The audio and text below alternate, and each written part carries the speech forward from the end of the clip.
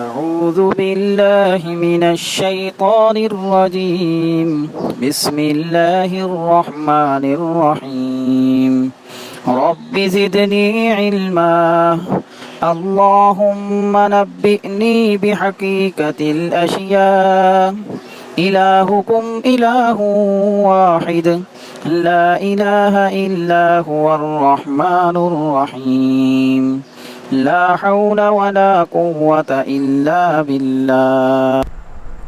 السلام علیکم۔ حیوانی اور انسانی جسم میں اس عنصر کو ایک اہم مقام حاصل ہے۔ یہ خلیہ اور تقریباً ہر کیمیائی عمل میں شامل ہوتا ہے۔ جسم میں موجود عناصر میں سے مقدار کے لحاظ سے اس کا دوسرا درجہ ہے۔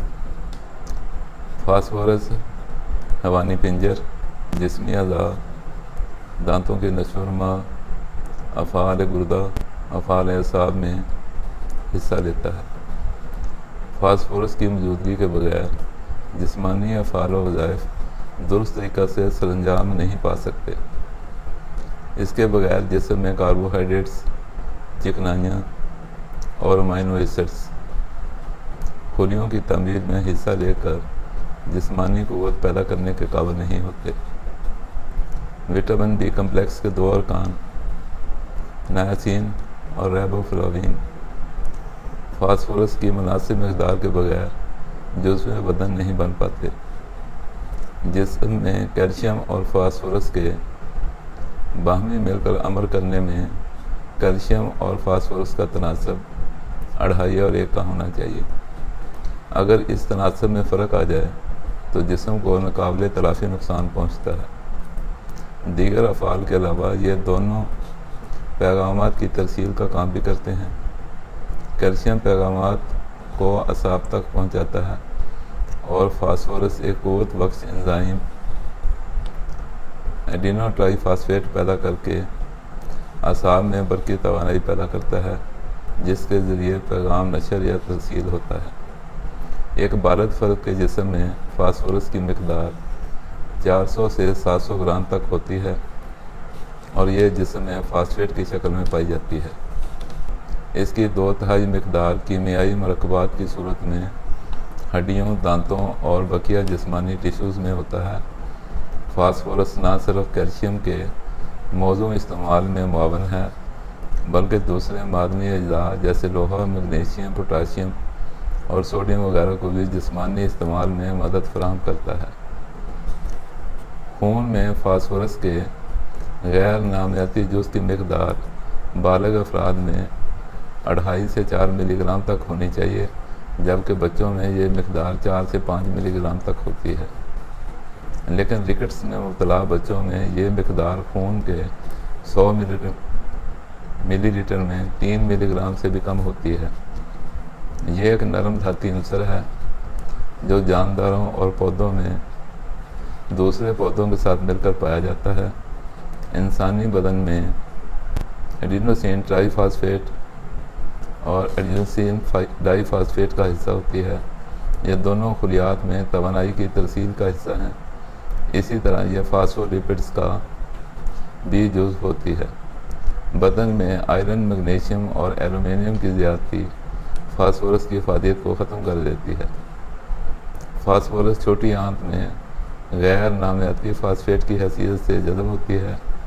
نامیاتی امتزاج میں پائی جانے والی فاسفورس فائٹک ایسڈ کا حصہ ہوتی ہے جو جذب ہونے سے پہلے فاسفیٹ کے غیر نامیاتی سیال کی صورت اختیار کر لیتی ہے، اور چونکہ انسانی جسم میں فائٹس انزائم موجود نہیں ہوتا، اس لیے فائٹن فاسفورس انسانی بدن میں بہت خفیف مقدار میں ہضم ہوتی ہے۔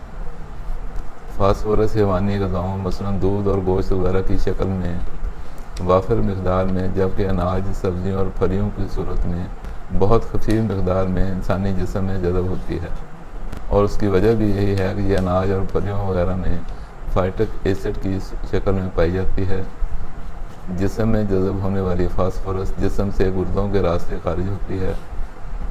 فاسفورس کا استقرار کئی عوامل پر مشتمل ہوتا ہے، جن میں فاسفورس کی ہضم ہونے والی مقدار، اس کے ساتھ غذا میں کیلشیم کا تناسب اور غذا میں پائے جانے والی فاسفورس کی صورت اور وٹامن ڈی کا جسم میں موجود ہونا اہم ہے۔